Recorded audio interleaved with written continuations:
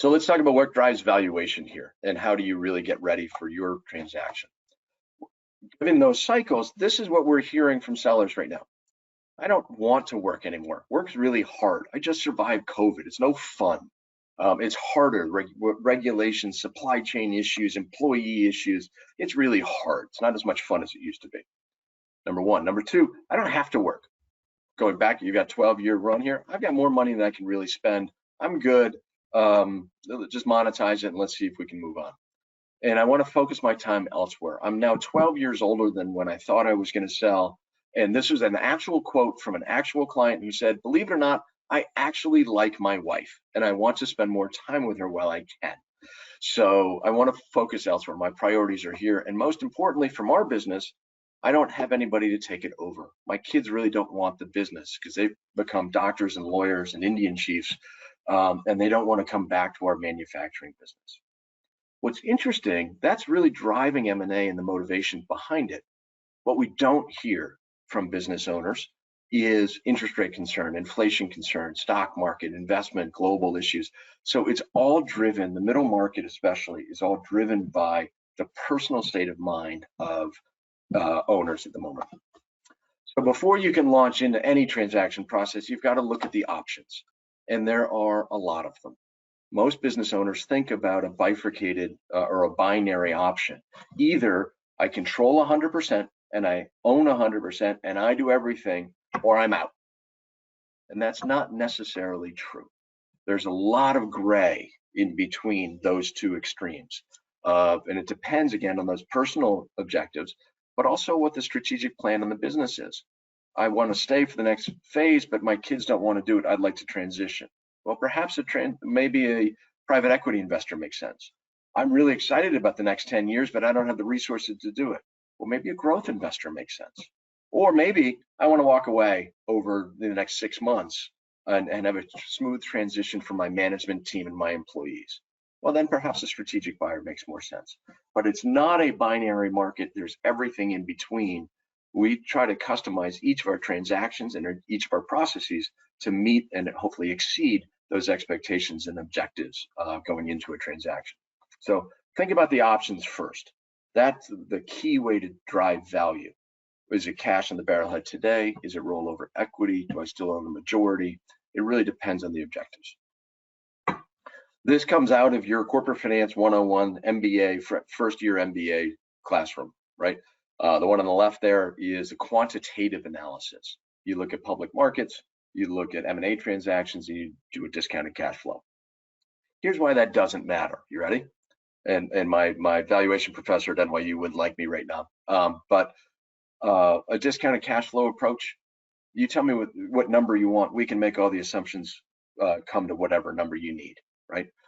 So that's really based on nothing but assumptions, and we can mathematically get to just about any number. Comparable public markets for the middle market doesn't matter as much. A $50 million, $100 million, $150 million business is not worth the same as a publicly traded liquid investment with strong management and system brand name that's public, right? So while it gives a good indication, a guardrail to work from to see what's within the norm, it's really not a good proxy for mid-market M&A. And comparable transactions approach, most business sellers don't disclose what they sold their business for, and if they do, they probably exaggerate.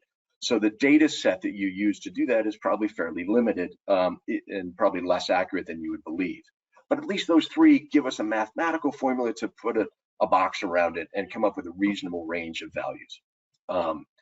Overlay that then with economic outlook and some of the softer qualitative issues that we have to deal with.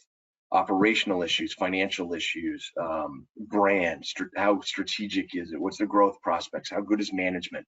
None of which can be quantified at all. It's all qualitative, and beauty is in the eye of the beholder. And so while we think about these things and highlight these things, it's tough to quantify. You can't put a number against it. The only way you can get to a number is a really, really simple formula. You ready? Valuation is earnings times a multiple plus or minus adjustments. Earnings is always dictated by the M&A parlance of EBITDA. It's a good proxy for free cash flow, but it doesn't mean anything. And EBITDA really is what it's going to be. Yes, you look at add backs and adjustments and normalizations to try to maximize value, but it's an accounting and a financial metric that's used. So EBITDA, the multiple is where you need to focus. And how do you drive the multiple forward? And that's really hard to do, because now that you have your reasonable range of values, you've got to think about things like brand and management and growth prospects and synergies and opportunities, things that you can't quantify. But that's going to, once you have your reasonable range, how do you round up? And that's really focusing on the multiple. Once you've agreed to earnings times a multiple, now all of a sudden you've got to take a really hard look at adjustments. So in doing this for about 30 years now, I've had a couple of hundred transactions. I've had 99.9% of the time that adjustment is negative. That means there's a surprise that comes out in due diligence, whether that be a retrade, whether it be financing markets. More importantly, it's usually a due diligence item that's popped up, an environmental issue that nobody knew about, a customer contract that wasn't as robust as we thought it might be. So the more planning and preparation you can do in advance, that's where you can minimize your adjustments. So we say plus or minus. I'm going to tell you it's usually a minus, but manageable. So here's the real question. Assume two businesses are in the same industry with the same results. Going back to the original example, $50 million business, 10% margins, $5 million of EBITDA, right? What's it worth? Well, that's a good question. It depends. So let's take a look at a couple of scenarios. What if one had highly recurring revenue versus one that's purely opportunistic?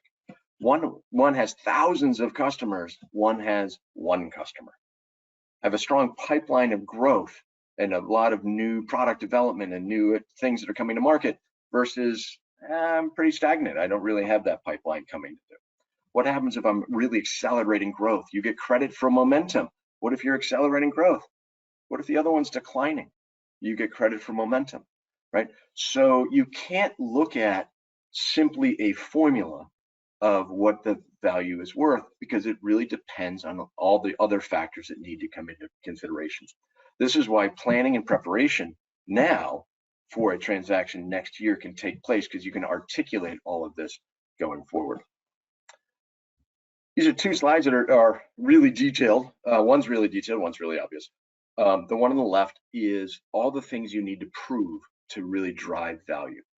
Is the company profitable, sustainable, defendable, scalable, transferable, manageable?